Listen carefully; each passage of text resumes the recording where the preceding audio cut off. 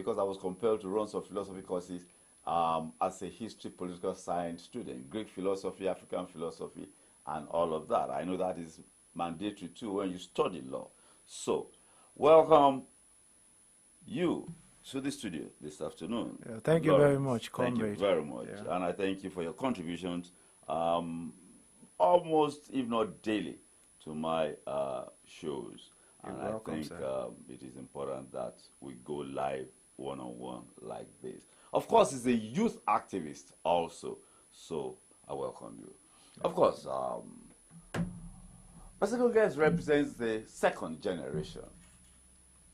He is Mr. John Njoku, a public policy analyst. And he is, from my engagements with him, somebody that loves this country and knows this country well enough. The dynamics of power, the dynamics of politics, and even much more. I welcome you most warmly to our studio this afternoon. Thank you for having me, comrades, and indeed, this generation and indeed future generation have no place. We shall remain here and salvage it together. I believe so. Yes, Nigeria, matters are rising.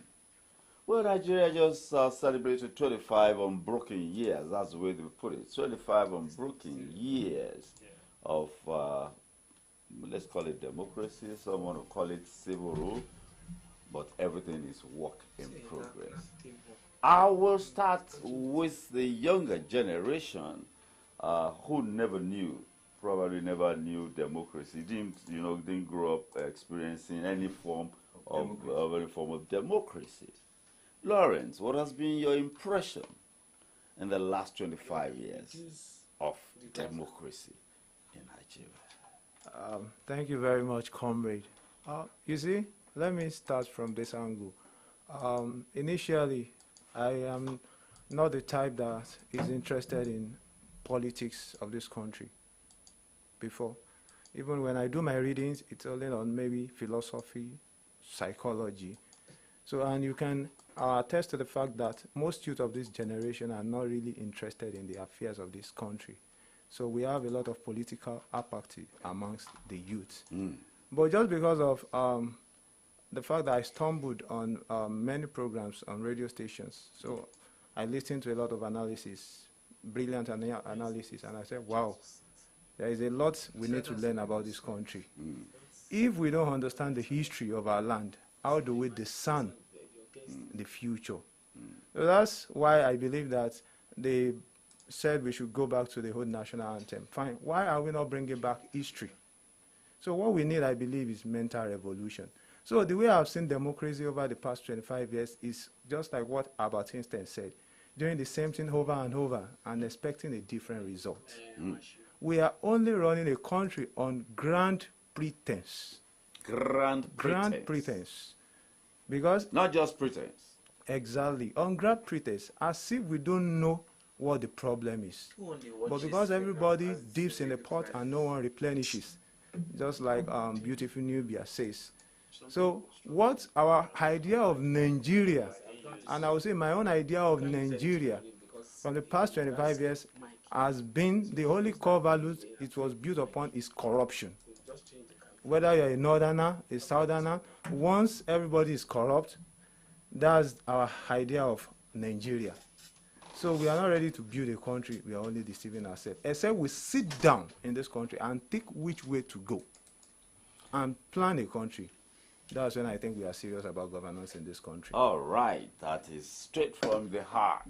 Grand pretense. Mr. John Njoku, you're of another generation. You saw democracy, First Republic. You saw democracy, Second Republic. You saw the endless transition of Ibrahim Babangida that led to the aborted Third Republic.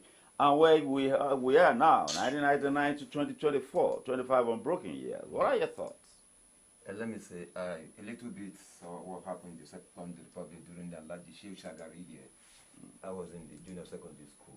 But the one I can notice was the one that took place from 1999 when UBJ took over.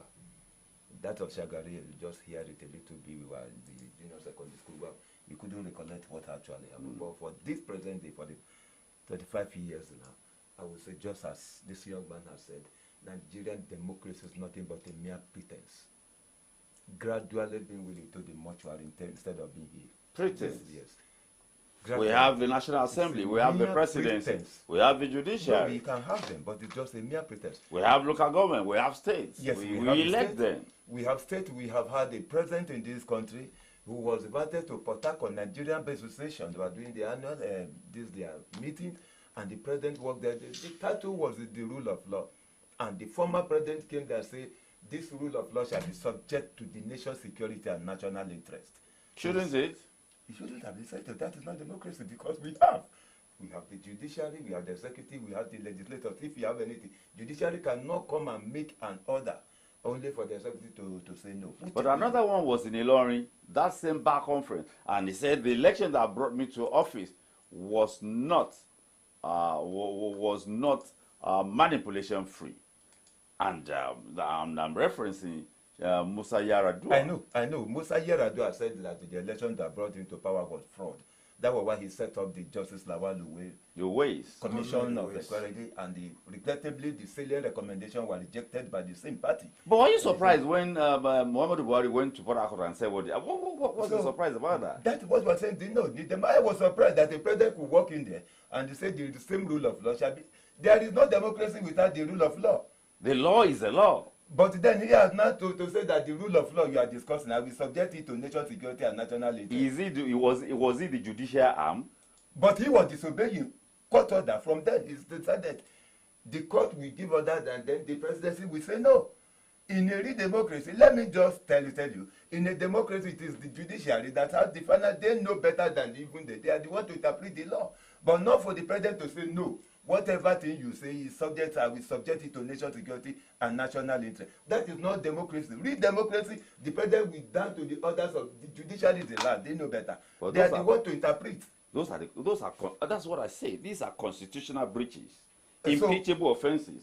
Yes. So what is the national? So is that democracy? So when you do it, then you go free.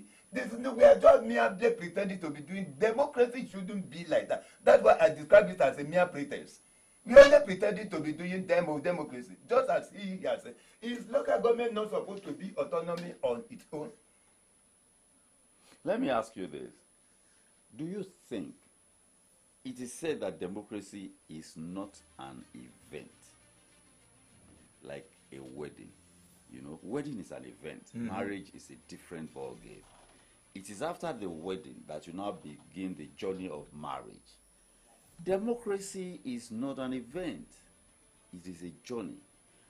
Some are saying that we reference the United States, we reference the French. Of course, you read philosophy. You know the philosophers. You know how the French democracy evolved. And, of course, the British philosophers and all of them. That these things, America got independence in 1776. That's over 300 years ago. We went to the United States to copy and paste here, rather than customize to fit us. Who is to blame? You say, thank you very much, comrade. Yorubas will say, as much as I don't like to go back to the times of our colonial masters, but it's very important so that we'll be able to get a proper picture of what is happening to us. Let me start from this angle. Chief Obafemi Awolowo said the NPC-NCNC coalition then against him was the first association between two incompatibles. So I want to say the same thing of our association, the Northern and the Southern Protectorate, which was done by Lord Lugard. It was a business decision. Yeah, exactly. Lord Lugard, Ferrashaw, and governance. It was a business Tubman. decision. Just like England is different from China, that is how this union was. And let me quote Lord Louis Harcourt, who was named after Port Harcourt, the city of Port Harcourt. He said that we have been able to remove Northern Nigeria from the British Treasury, and now he's married to a Southern lady of means. I hope the union is fruitful. I have issued the license to Lord Lugard, so may the union be also constant. So you can see a forced association between two incompatibles. And you want to ask, why is it that the British took a lot of liking to the Northern people? Because they knew that the Northern people love conquest. Chief Awolowo do say that, Sir Ahmadu Bello, the Southerner of Kaduna, said that just like my grandfather, Uthman Dan Fodio, I will go into the West and divide it among my princes. You can see what Baba Awolowo was fighting against them. They only feasted on Awolowo and Akintola personality clash, the Heiji crisis of 1962. That was the beginning, when they begin to floor democracy. When Sir Adesoji Aderemi removed Chief Akintola as the premier, Tafawa Balewa was trying to play the mind game for Chief Awolowo. That okay, fine, we cannot recognize Chief Adebiro. Even if we recognize Alhaji Adebiro, they have to pass a vote of no confidence on Chief Akintola. In that house, Akintola supporters, they disrupted everything. Yeah. That was when we had wild fire on the mountain. Yes, exactly. fire on the mountain. And we know we humans, we are creatures of imitation. So we got all these things, maybe probably from our forebears. Then, and I think that those that did the 1999 Constitution, just like it has been said, it is a forgery. Yes, Professor Ralph Nwabweze, Abi? Yeah, No, he's sorry. a professor of jurisprudence. It was the one that, okay, Professor Ralph Nwabweze was for the unitary decree. Yes. You know, I don't blame Aguiyi Rosie, actually. Because the day you earn money or status much more than your self-conceptualization, that day you have earned a course. The man was not the one that planned the coup now. And those that planned the coup, you see, I belong to a youth organization, and we did a particular program, I think last week Sunday. You said you don't blame him. Yeah, I will tell you why I don't blame him. The reason I don't blame him is this. I said something that the day you earn money or status, much more than your self-conceptualization, that day you have earned a course. Because the man was not part of the coup. He wasn't aware. So there was no vision. He doesn't have the vision. So how do you expect him to run the country? So that's why he came with the unification decree. So you cannot really blame him. And those that did the coup in Zeogu and those other four majors, I can say they are Nigerians at heart. Even after we played the ethnic game, that it was an Igbo coup. It wasn't an Igbo coup.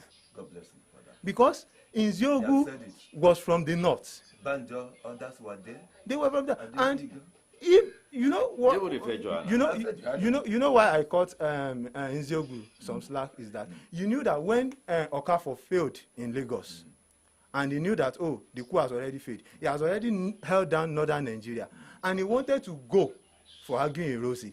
But people like Madiebo were saying that it will look as if you have personal ambition, that you should calm down and don't worry, Rosie will do all your bidding. These are people that had Nigerians at heart. Even though they never really weighed it that it shouldn't have come by force. But this is how soldiers are being trained. So that's why I say I don't blame the man, Aguiyi Rosie. So if you now go back to history, just like I said, politics for me is just an academic exercise. Because I've been able to go back to history and discern. So those that did the 1999 Constitution, which was referred to as forgery, I don't want to believe they don't understand history. So they now removed everything that they think that maybe probably a philosopher king like Awolowo could want to emerge and be tenacious of making sure that we do the best thing. So they now carefully and deliberately remove those things. They now give us a highly centralized form of government. So then what do you expect? You are now saying you are running a country when you have to look at the body language of the president before you can do anything. It is only President Yar'Adua I can call an angel, a real Democrat. He knew that the election that brought him in was fraught with a lot of irregularities. That's why he came with the Uwais report. He was committed to make sure that this rule of law must prevail. It was because of his ill health. Yeah, Yar'Adua was an academic. And let me comment. Yar'Adua actually considered, I was happy when he... But what I'm saying is that salient recommendation from that report were equally abandoned by him and the National Assembly, constituting the PDP. But the man was ill. No, it's not because of this illness. I agree, he was. The man was never him, strong. but what I'm saying is that the salient recommendation, although we wouldn't have been talking that until today, in conjunction with the National Assembly, they cannibalized the report. Like the appointment of chairmanship of the National Electoral Commission, the recommendation from Uwais, and that the election litigation should be concluded before swearing in. All those things were dealt with by Lawal Uwais' report. But the government then, did not have no decision because they wanted to be appointing the chairman and everything. I recommend them, but most of the salary report were rejected by the same government that set that committee up. Let us look. Sorry, sir. Then when you are talking of Agui Rosie, those people were arrested. Recall they were arrested. And they were detained for almost 6 months. They were expecting him to have taken, at least, take punishing measure. They waited for 6 months. How can people who are involved in such a thing, they were arrested and detained and held under his government for 6 months? Look, let me ask a question here. Ask me. These guys plotted a coup. Now, you are the beneficiary. And then people are asking, your colleagues are asking that you should punish those. They are all in the military. They say, punish them. Punish them for what? You punish them for a coup that you sitting there is the beneficiary, and they too have become one thing or the other within government, and they are asking to punish people who planned a coup that brought all of them into political power. That's a contradiction. The only reason why they were asking for punishment was because it looked like a tribal something that one region like Igbo coup. That was what they said. You know, there was no Igbo man involved in that coup. Okotebo was from Migosan region, Akitola from here, Amadu Bello and Sadana, and there was no Igbo man. Osadebe was there, the other people were there. So they now saw it as this is Igbo coup. They saw it, they perceived it, but in real sense, just as you said, it was just not. All right, let's move on now. 1999 to this moment, we had an Obasanjo, yes. We had a Yaradua, we had a Jonathan, we had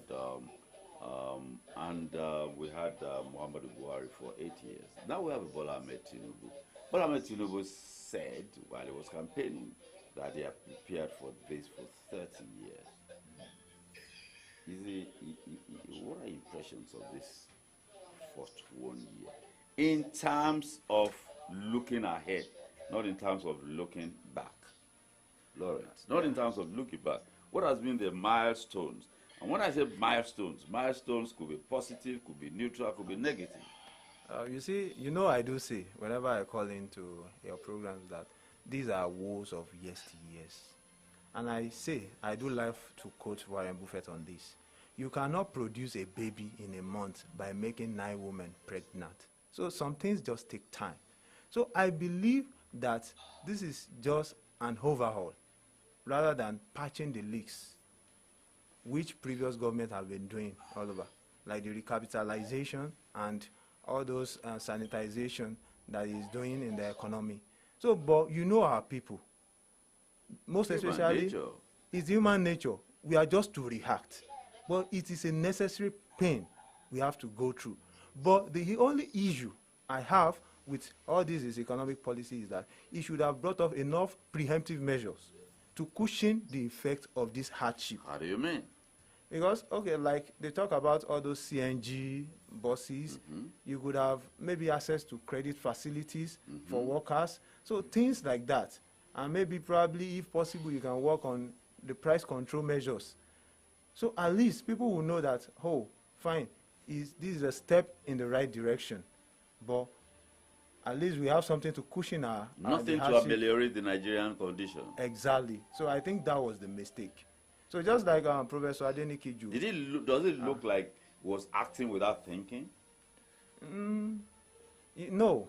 If you look at the psychological or thinking it through properly, because Senator Rashidi Lajoya will call it provision before prohibition. You see, if you understand the psychological makeup of our president, he's a grand strategist and he's a dreamer. Also. Yeah, no doubt about that. He's a dreamer. So, and he has actually gone through a lot of challenges. So maybe probably I think he has lost that empathical skills to some extent. So he believes in life, you will go through fire, stuff like that. So if Nigerians want a better Nigeria, so let them go through fire. So I think that's part of his mentality. So that's the only reason I can say maybe probably. So, but one thing I want him to understand is this. While you retain the faith that you will achieve at the end, also you face the brutal fact of your current reality. That even if at the end of the day, that, okay, we have this better Nigeria, all these your policies are working, won't it later on be a Pyrrhic victory? Maybe probably Nigeria would have been exhausted before we get to the promised land. So at least, so we should try to balance things up. So I think that's the issue I only have with these economic policies. But I think they are steps in the right direction. I want us to quickly talk about the Nigerian political elite. The Nigerian political elite, Mr. John Njoko. Are they looking like they are conscious of the environment in which they operate?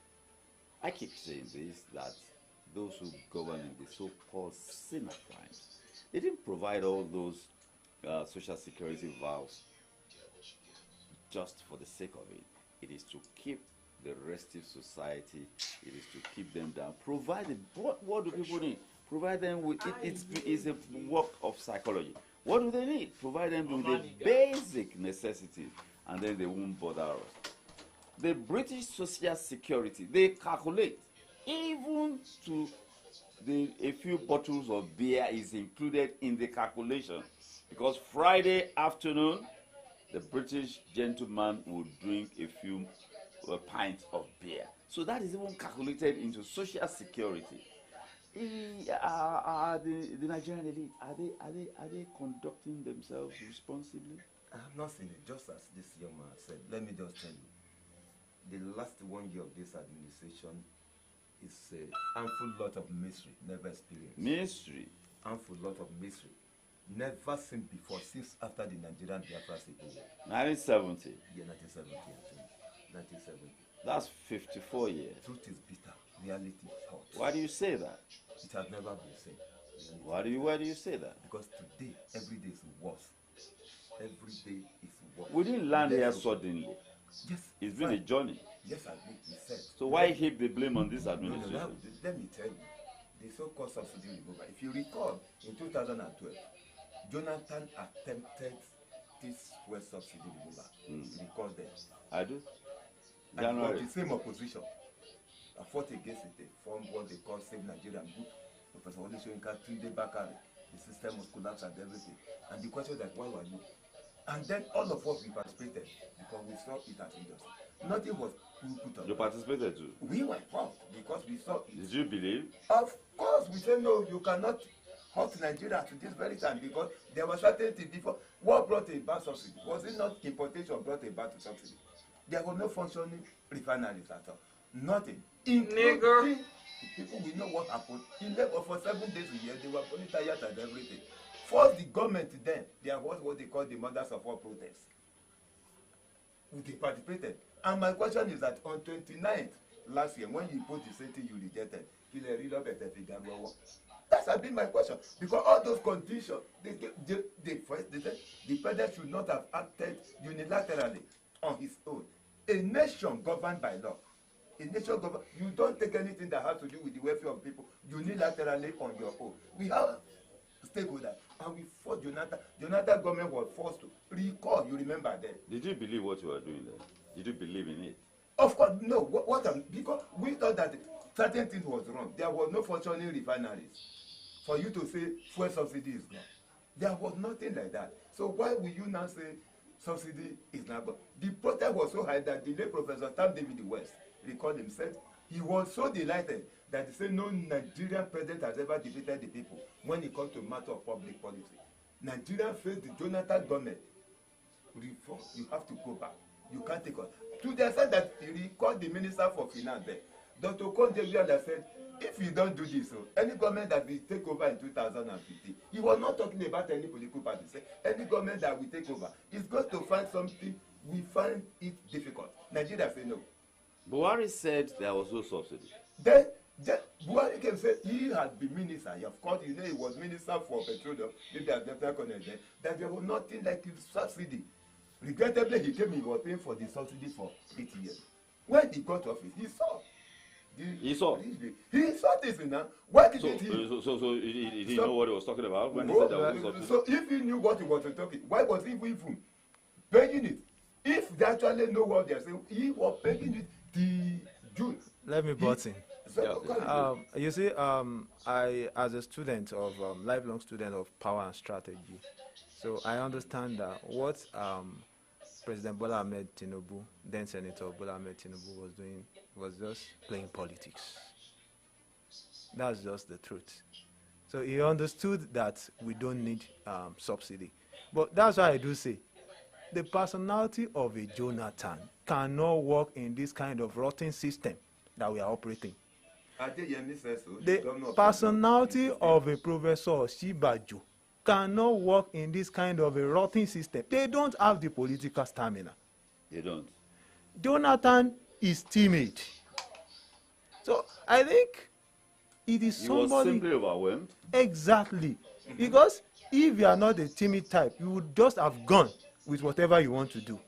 But he was overwhelmed by all those prophets. So and they knew that they need to hijack the government. That's why I say I will continue to dove my cap for President Bola Ahmed Tinubu. Now, if I am taking power as an end in itself, not a means to an end, because this is the person that never accepted the role that society foisted on him. He mastered the art of timing. He knew that somebody like President Buhari is clueless. I'm very sorry to use that word. He only used him first to hijack power. He knew by doing that, he will emerge as his party candidate of his party. Then maybe later on, the president. He was a master strategist. I give it to them. That's why I say, when you see brain, you respect him. When somebody asked me, why is it that, oh, you wanted President Bola Ahmed Tinubu, I said for 2 reasons. That he's a master strategist, and also he has administrative intelligence. He knows how to put the right people in the right places. So that's why I said that we should give him some chance. Even when they didn't want him, he still emerged. Even when Buhari never wanted him to emerge, he emerged. Yeah, exactly. That's what makes you a brilliant strategist. Now, with this is governance, now politics is over. 1 year gone. The monetary and fiscal policies put in place. Monetary policy rate and a few policy instruments on the fiscal side. For instance, CNG buses, the old refineries, Potako 1 and 2, and then when Dangote refinery comes fully on stream, Dangote says we're not going to be importing products, not just PMS, anymore by the end of June. That's what he said in Kigali about a week and a half ago. That will take a lot of pressure off the dollar-naira relationship. 7 trillion will be off the table for importation. That will provide some relief for the naira in the FX market. And of course, there is the likelihood, I talk to industry guys, they tell me there will be a differential downward trend of 150 naira, to a liter of fuel. I think I bought at NNPC today, they were selling at 580. So if it goes down 150, and then the other stations. That, with all these things put together, 100 billion for easy access to credit, students loan fund, and tax reform, and all of this, will it bring relief to Nigerians, Lawrence?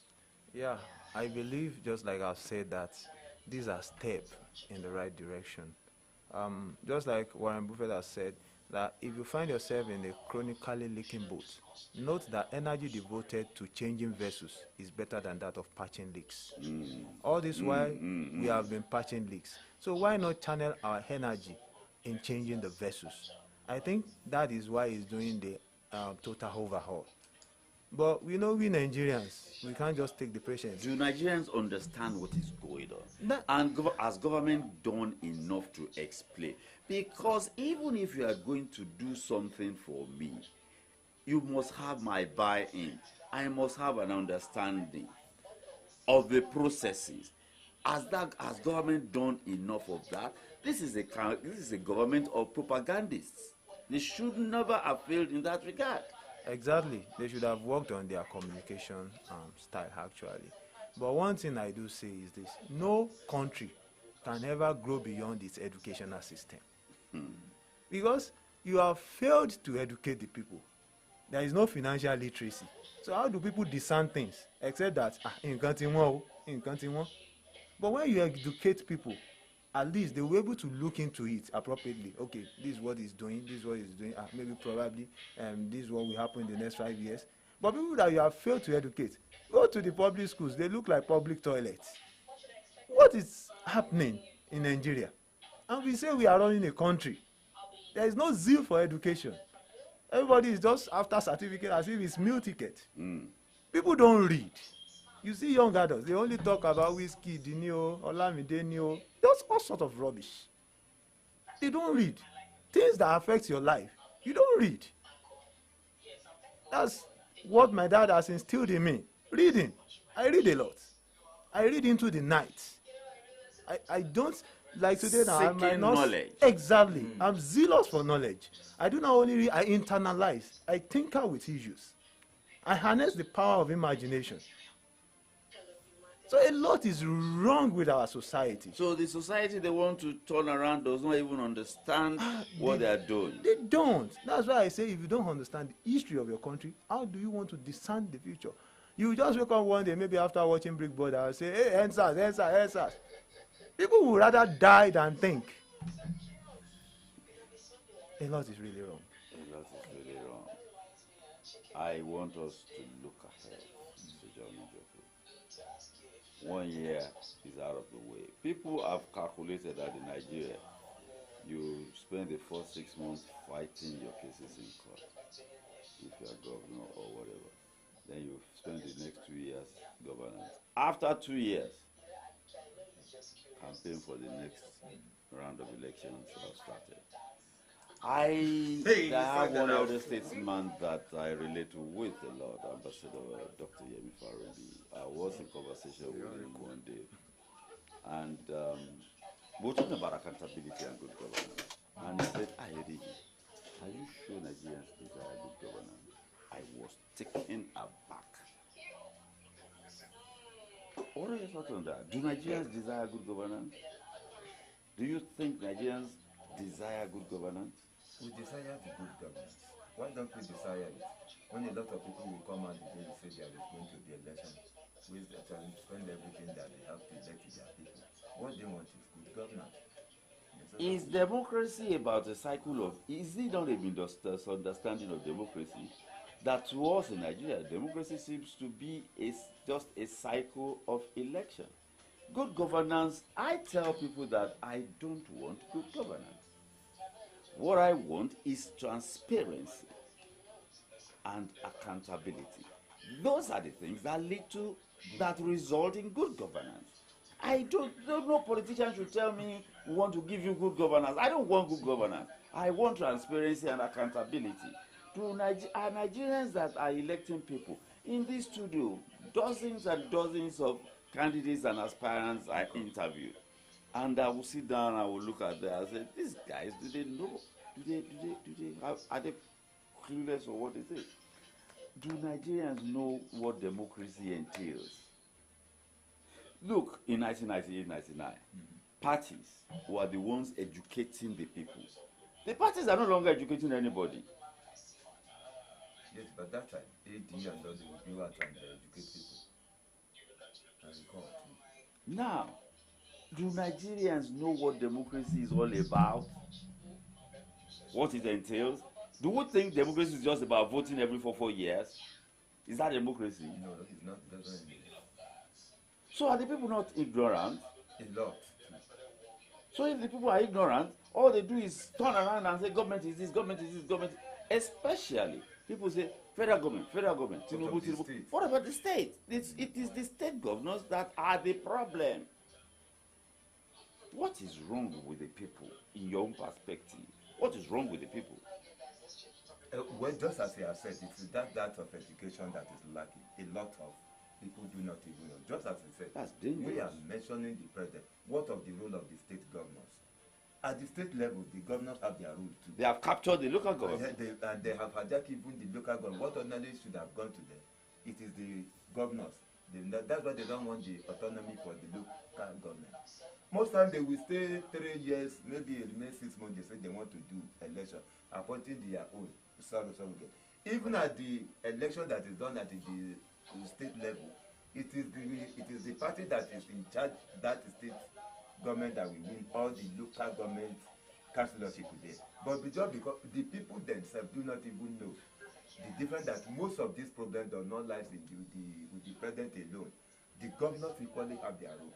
Even elected local government chairman equally have their role. But due to ignorance of the population, maybe that of education, that they are not well informed, a lot of people will tend to give the blame on Mr. President, leaving the governors and the local government to out of it. Now, projecting as we do what I call the home run. What should be the area of concentration of the federal government in the next 1 year? When, to bring succor to the people. Yes, I think the federal government, I know that the federal government is aware of the present situation, the hardship Nigerians are facing. They should deal with the area of security first, and then begin to deal with the area of welfare for the people, so that the people can have a sort of relief. But the security issue must be dealt with so that the farmers can go back to their farm, and ensure the federal government do everything within its power to take care of the welfare of the people. When you say the welfare of the people, how do you mean? Well, the welfare of the people has become completely important. You are talking of the food, you are talking even the health too. Because when you look at the health sector too, when you go get a drug, it's equally out of the reach of some of these people. So I think the federal government has a lot to do. Thank God, let me just tell you, the president is aware of what the people are passing. There's no doubt about it. They cannot play with ignorance. And I'm sure they are doing everything measured to measure the pushing effect. What about our representatives? Yes. Because those are our representatives, the guys in the councillors, the members of the state assembly. And the local government council area too. And the governor. Majorly, we are looking at the state governors too, because they have a role to play. They have the money, they have everything. But just as we said, a lot of people do not know that the governors equally have the role to play to cushion the effect of the hardship. But regrettably, many of them are not doing that. They tend to look at the office of the president for everything. So majorly, every person treats the stakeholders and even those who are represented, who are voted to represent them at the national level and at the state level. If we done something, then it is not a one-man. As we sit down here today, the nation has gone down, been shut down by a national strike. The two labor centers. The national grid has been shut down. Around Two issues: minimum wage and reversal of tariff, or power tariff. What are your thoughts on that? And the labor centers are saying, give us 497. Federal government is saying, give us 60. Yeah, I will give you 60,000. Is there a middle ground between 497 and 60,000? Is there a middle ground? And if there's a middle ground, where is that middle ground? I think they are discussing equally today. I think they will be having discussion. It's only that, fortunately, yes, 495 is, that one cannot work. The federal government said to it, but that's a continent that I agree with them, but they should sit down and find the middle way out of it. Unfortunately, the federal government has declared the strike as unlawful. The Attorney General came out and said it is unlawful because they didn't give the mandatory 21 days. And he was even quoting the judgment of the industrial court last year. And there's an act of parliament 2004 that says essential duty people like power cannot go on strike. Have you forgotten that people were sentenced to death in the days of that decree is still in our constitution. So, miscellaneous offenses, 18 years now. I know. So I say my friend that even though they continue, there is likelihood that the federal government are approaching the court again, and the court may just have to intervene, likely on behalf of the federal government. On behalf of the law or on behalf of the federal government? Well, when you of course, they will be using the law, but I know that the federal government has it a way of getting back to itself. They are likely going to go to. That's court. Your own interpretation. The federal government will have to seek it. Yes, as we speak, Lawrence, the nation is on strike. Power shut down. Hospitals. Somebody was telling me just on this street this afternoon, she went for antenatal care. She couldn't access care, medical care, basic medical care. Maybe if anything was already wrong with her, if she got antenatal care, they could have detected that just push it firmly. These are the dangers, and these are essential duties. Police, security agencies, hospitals, power. That is what the 2004 law says. That those who are on even if everybody goes on strike, those who are on essential duties cannot. That is the law. Right or wrong, that's a different ballgame. But that is the law. And they've gone on strike. And that is against the backdrop of the fact that there's a subsisting court order that you should not go on strike. And then you don't even fulfill the 15 days notice. And they have not made an attempt to even vacate that order. What kind of system are we operating? You see, I do say half jokingly that Labour, with all their luta continua, Victoria Asata, the flagship of their clamor has always been on increment. So as far as I'm concerned, from time immemorial, they've not been scholarly in their approach to issues. Like the educational system we are talking about, if they have been engaging government all this while about good educational system, good healthcare, even joining ASU, working with academics, exactly, even if you still collect that as low as 30,000 naira, it can be meaningful. It will be meaningful. So it's not about the increment in figures, because you fall victim of what they call Parkinson law. Income rises to meet expenses. So, but just because we need a figure that will resonate with reality, I do say that maybe times 3 of what we get, 90,000 or probably 120 should do. Then they should now work on all those fringe benefits, maybe access to mortgages, and easy access. That's what the president called it during his inauguration, and he has released 100 billion to that effect, starting with federal workers. Exactly, and also labor unions, civil society, we should clamor for restructuring. What do you mean? Wait, no. When you say restructuring, what do you mean? You see, probably whenever restructuring is being mentioned, actually, first before you restructure, you need to sit down and think which way to go. Somebody said that 2014 would have made 100 years after the amalgamation, that maybe probably if it had been implemented. Because Justice Idris Kutigi said, we have never disagreed in the quest to agree to build one nation in this country. Because there is nothing like Nigeria. I do ask, Nigeria, based on what? A united Nigeria based on what? On vague, mystic, or astrological belief that we are meant to be? No. What are the core values of a Nigerian? You ask them in Nigeria National Orientation Agency, they have it. Core values.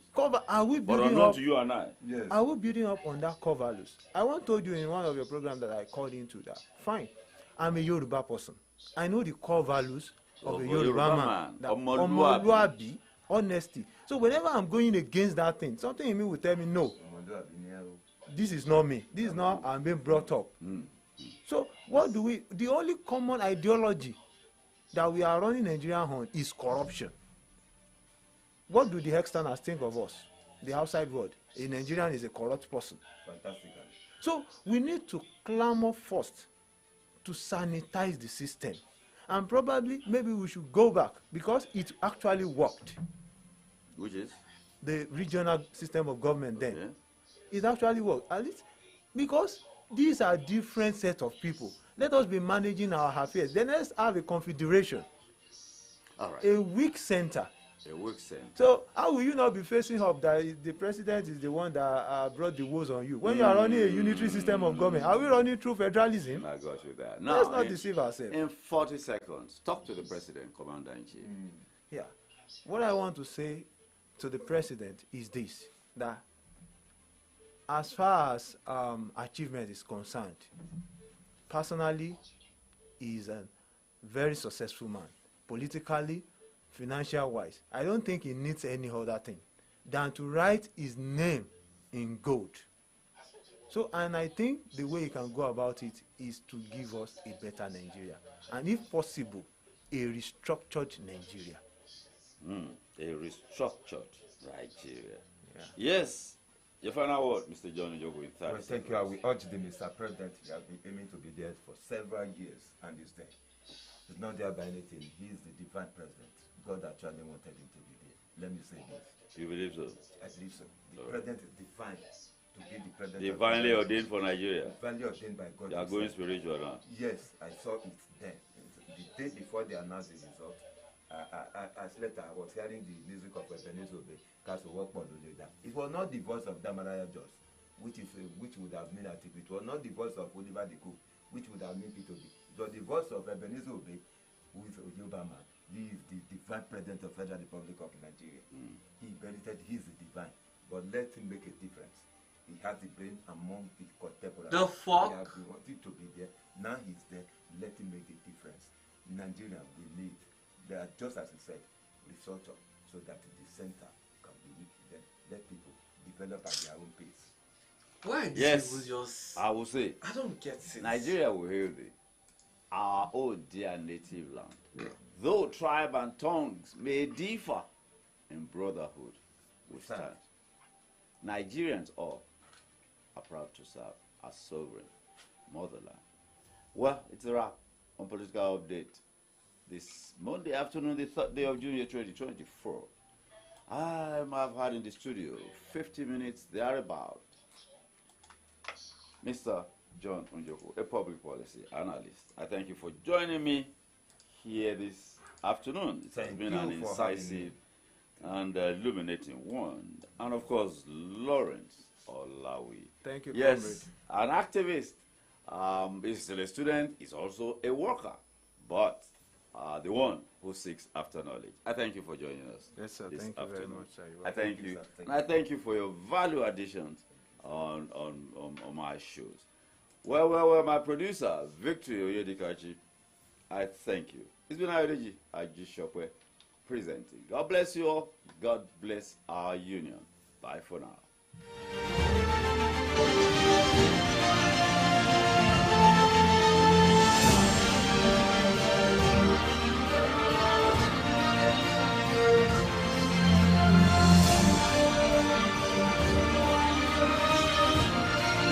tí mo ti bẹ̀rẹ̀ sí ní rẹ̀ electronics níléeṣẹ́ ọlábàmíjì multi-ventures èyí mo ti bọ́ lọ́wọ́ àdáwọ́ gbogbo ìgbà sórí àwọn electronics ìgbà rògbòdù ìwọ náà yéé mu lẹ́gbẹ̀ẹ́ títì mọ́ káyé tẹ́lẹ̀bẹ̀rí ẹsẹ̀ electronics fún ọ ibẹ̀ ló ti rí àwọn tẹlifíṣọ̀n lóríṣiríṣi fridge àti freezer air conditioner àti gbogbo àwọn èlò yòókù tí ń lo náà tí wọ́n ń lò nínú ilé àbí lọ́fíìsì gbogbo ẹ̀yin tẹ̀ jí àgbàṣẹ́ṣe pátá ọlábàmíjì multi-ventures ní ẹjẹ́ kan supply gbogbo àwọn nǹkan tẹ́ lò tó jẹ́ electronics ojúlówó ni tiwọn bẹ́ẹ̀ la tún ṣe installation á tún fún yín ní guarantee lórí àwọn nǹkan tẹ́ ẹ bá rà lọ́dọ̀ wa olùléeṣẹ́ ọlábàmíjì multi-ventures wà nọ́mbà 35 ọba adébíyìnkérò first gbági market ìbàdàn showroom wọn wà ní nọ́mbà 10 sapo building ládojúkọ union bank lebanon street nìbàdàn branch office wà ní nọ́mbà 3 gbàdámọ́sí complex ìwòrò nìbàdàn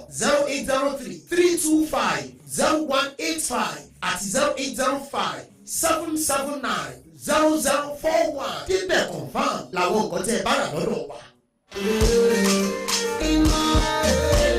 Solutions 93.9 FM. We don't go anywhere. We there for you. Can't pay.